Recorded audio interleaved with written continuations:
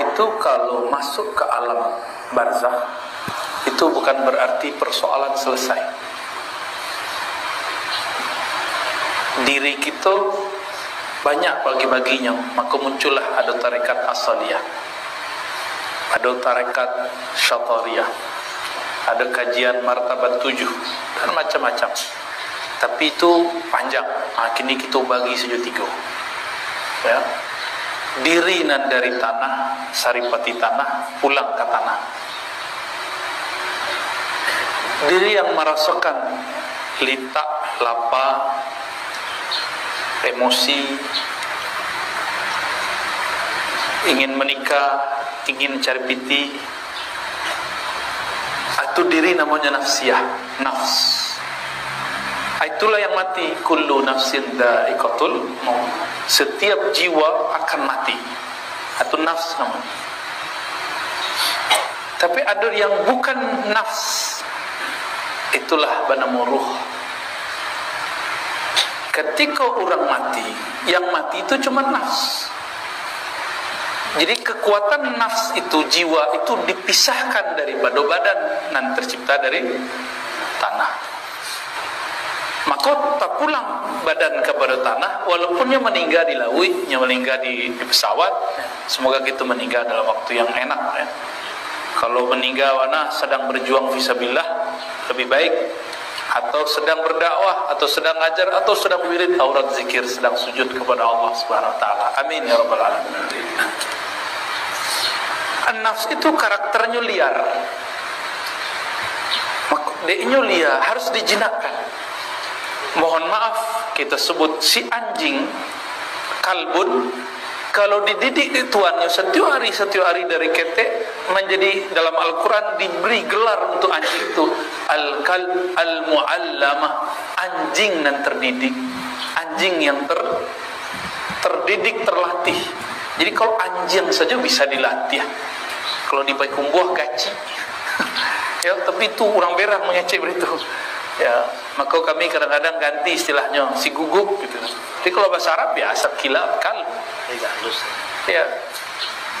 Si anjing itu Allah muliakan sebutannya al-kalb al-muallamah, anjing yang terdidik.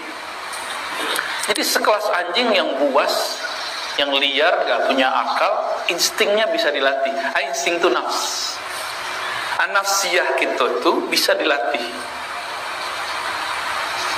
Kalau ruh bukan latihan, cuma satu, maunya dia mengenal, ma'rifah. Itulah Nabi mengatakan al-ihsan an ta'budallah ka'annaka tarah. Ihsan itu puncak ketika ruh engkau merasa berhadap-hadap dengan Allah. Itulah kaji puncak dalam orang basulak, muraqabah dan syahadah. Tapi itu nak dibuat-buat, buat laisa bitasannu, tidak bisa bak ojan-ojan kecil orang, tidak bisa dibuat-buat. Itu anugerah dari Allah Subhanahu wa taala. Maka ketika mati, tubuh sudah tidak bisa bergerak, tapi nafs Allah pisahkan. Nafs itu ditanya. Kalau nafsnya di backup dengan ruh yang kenal Allah, ditanya oleh malaikat, man robbuk, siapa robmu, ruhlah yang menjawab, nafs tinggal duduk sana.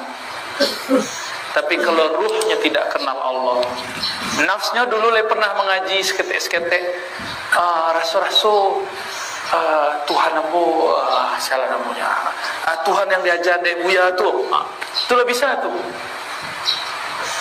Tapi itu susah, karenanya susah menjawab, diminta keyakinannya isu hari. Tapi isu hari dalam alam barzakh itu puluhan tahun rasanya menunggu. Maka 7 hari di alam barzakh itu lama rasanya. Maka perlulah syafaat orang-orang soleh yang hidup. Itu sebabnya ulama-ulama kita mendapatkan riwayat yang sahih dari Imam Abdul Razzaq. Ya, betul mas. Ya, silakan. Apa riwayatnya? Bahwa Nabi SAW mengatakan lakinu mautakum la ilaha illallah.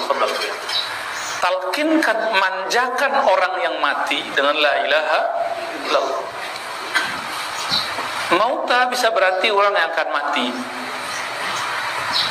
Bisa berarti orang yang sedang mati atau yang telah mati. Kita mati nak, maka perlu wajib dapat la ilaha illallah.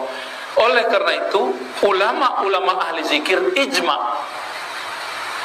aku sepakat talqin itu wajib hukum. Jadi, kalau istilah orang kampung baiat, tapi dia mau baiat itu tinggi mana? Siapa nak di baiat orang? Mungkin baiat itu maknanya talqin. Baiat itu hanya untuk Imam Mahdi, imam akhir zaman. Kalau baiat di tarekat itu maksudnya kontrak belajar suluk, belajar toriko. Jadi jangan GR dulu gitu kalau ambil baiat atau dibayar orang. Itu talqin situ. Ya. Baiat hanya untuk imam akhir zaman. Ya, yang kekhalifahannya ala minhajin nubuwah. Ada nubuwah di situ. Itulah puncak daripada semua kewalian. Ilmu wali itu yang ilmu wali. Ilmu wali itu nak baca kitab lain. Ilmu wali itu nak pegang-pegang tasbih, Pak. Wali itu bilonya teraga aja bisa sebutnya Allah. Apa sebab Allah mengatakan wa nahnu aqrabu ilaihi min hablil warid. Wali-wali itu nya bisa sebut wali walaupun wali itulah pindah alam. Sebab yang meninggalkan cuma badan, nafsnya masih ada di alam barzakh, ruhnya kembali diambil oleh Allah. Kalau nyoleh tahu jalan pulang. Jadi ketika kita meninggal ada 3 jurusan. Tubuh ke tanah, nafs masuk alam barzakh, ruh kalau tahu peta jalan kepada Allah ketikanya di dunia, makanya akan mencari jalan ke situ. Tapi kalau tidak tahu jalan kepada Allah, cuma zikir-zikir saja dapatnya, indak bermakrifat, indak ngajinya. Jadi ngaji kau wajib, tidak suluk-suluk saja kita. Di sela bersuluk mengaji, makanya di surau itu Syekh Bashir dulu mengajarkan kitab Tanwirul Qulub. Itu rahasianya. Sirnya di situ. Jadi murid itu nafsiahnya terdidik, akalnya tercerahkan, ruhnya termakrifatkan, sehingga kalau pulanglah tahunya jalan pulang surat. Kalau zikir-zikir saja, anak tepasnya mengumpang dulu, tunggu dulu syafaat orang mentalkin nanti. Kalau tak ada yang membantunya. Maka Bapak Ibu yang makan Allah, kita gabungkanlah 3 ilmu itu. Badan ya sujud, maka setinggi-tinggi kaji kita yang masih sembahyang enak. Kalau sembahyang sekona, ya udah tinggi ke jiwa nak, tinggi mana ke jiwa, tetap sembahyang. Hebat mana makrifat awak, lah merasa Allah tu dalam diri, alun tu leh. Ada je makrifat itu leh. Kalau Allah dalam diri, ketek lah Allah tu. Awak diri lah keteknya.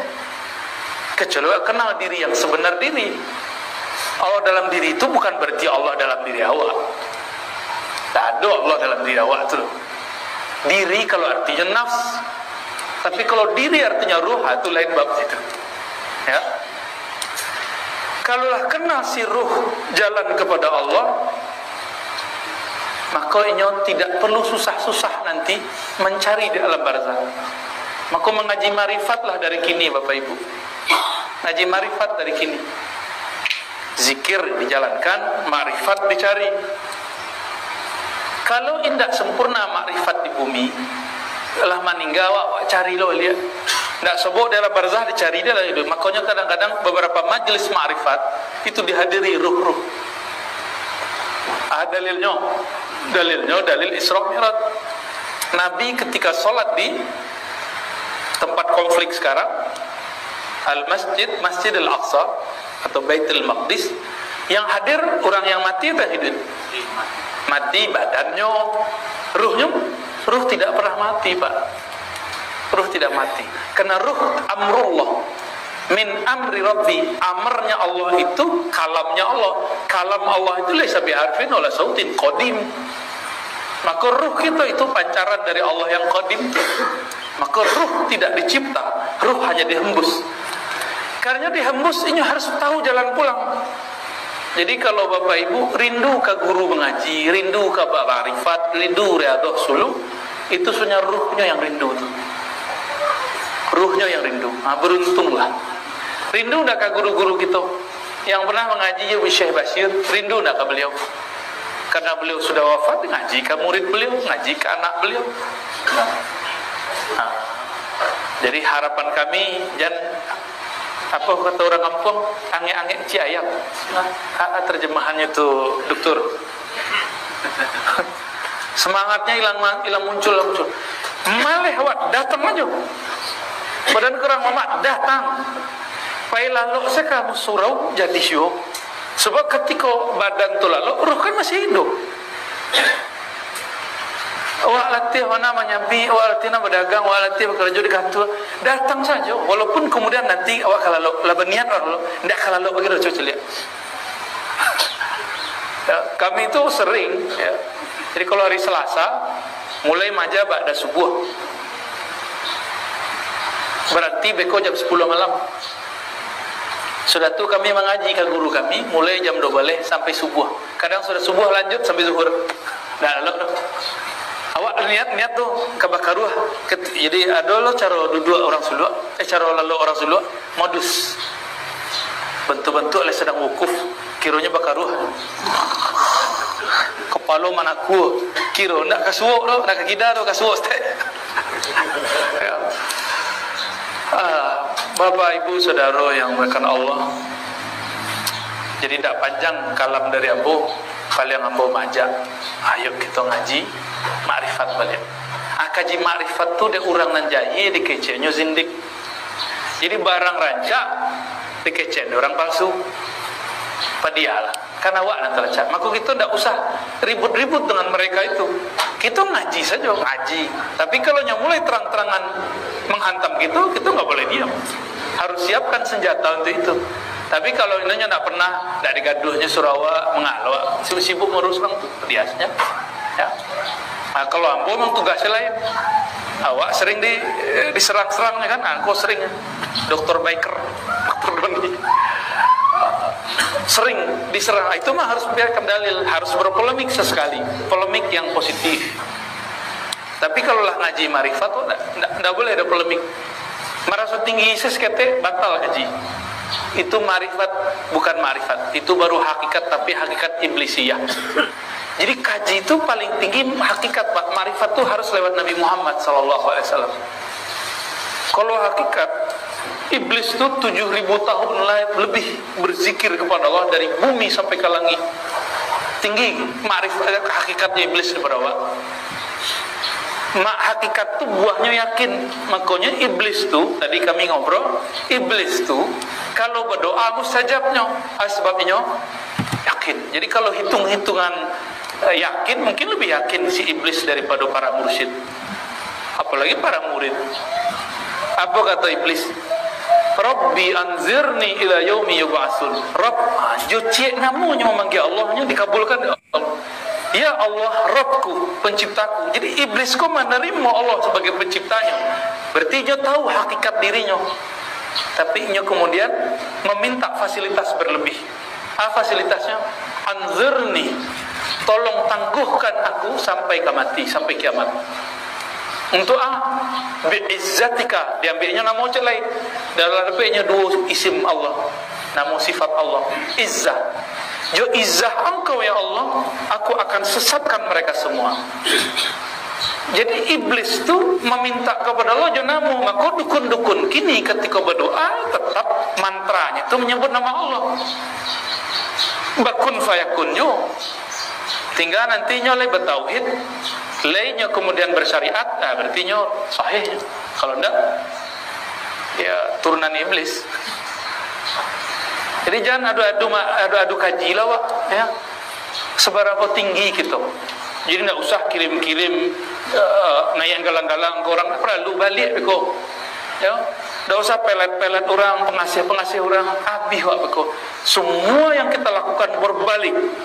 May ya'mal khairan ya khayara, fa may ya'mal khairan ya.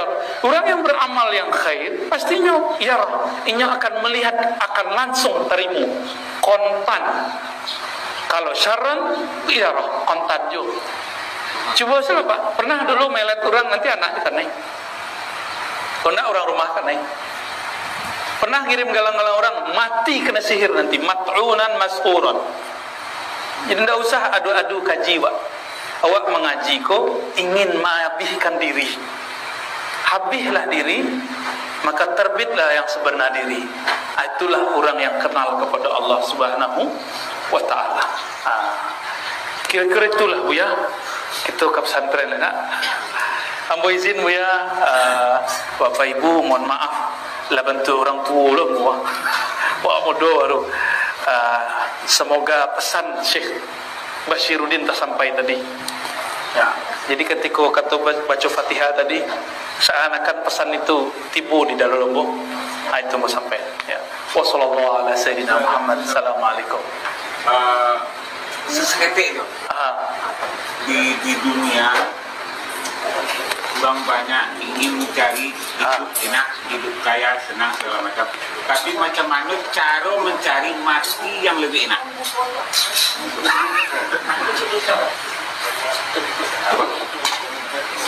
Bakawan jangan memati awak.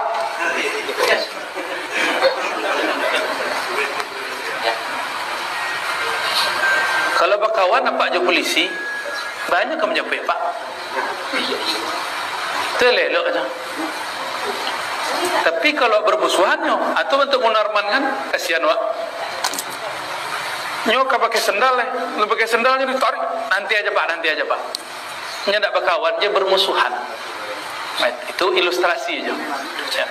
Kalau bakawan dipanggil lelo, disurati lelo, ya kan? Tapi dia nyomong pro kepada ISIS, merusak FPI yang tadinya aswaja al-sunnah, rusak sama orang tu.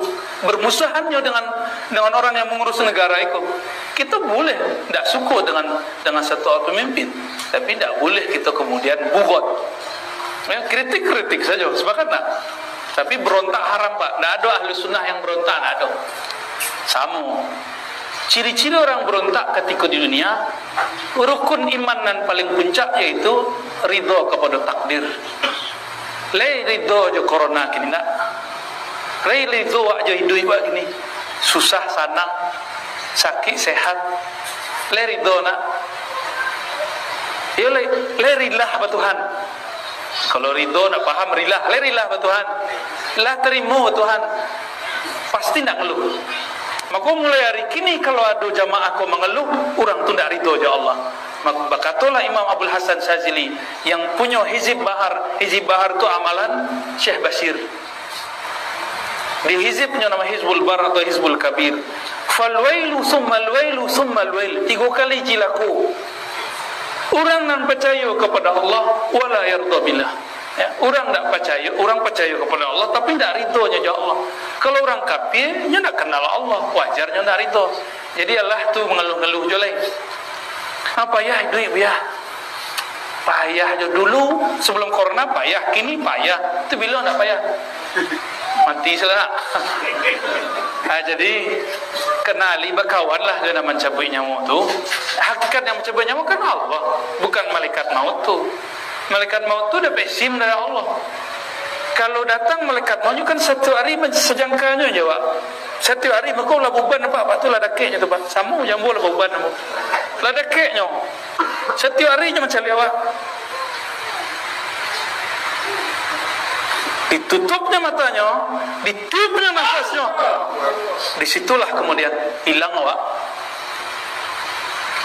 Kalau berkawan aja beliau, nampak dengan nama Allah di dalam.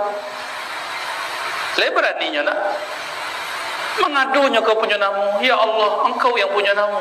Nama engkau bersemi dalam kalbu hamba engkau. Ba'anya kemudian.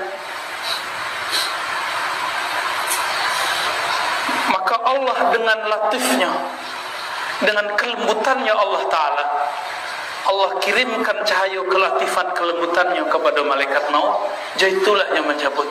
Apa kata Allah? Hai malaikat maut, ambillah nyawa hambaku kekasihku dengan selembut-lembutnya. Jangan pernah sakitinya satu helai pun, satu jengkal pun. Itulah kira-kira. Maka bersamalah dengan namanya, sebutlah lafaz yang paling disukainya, la ilaha illallah, di lidah Allah di dalam. mengenal dan punya namu di dalam ruh. Itulah pengenal. Semoga kita sadonya yang hadir Allah izinkan hidup dengan kalimah la ilaha illallah, memaknai lafaz Allah, mengenal dan punya nama Allah, meninggal dengan lafaz la ilaha illallah Muhammadur Rasulullah SAW. Al-Fatihah.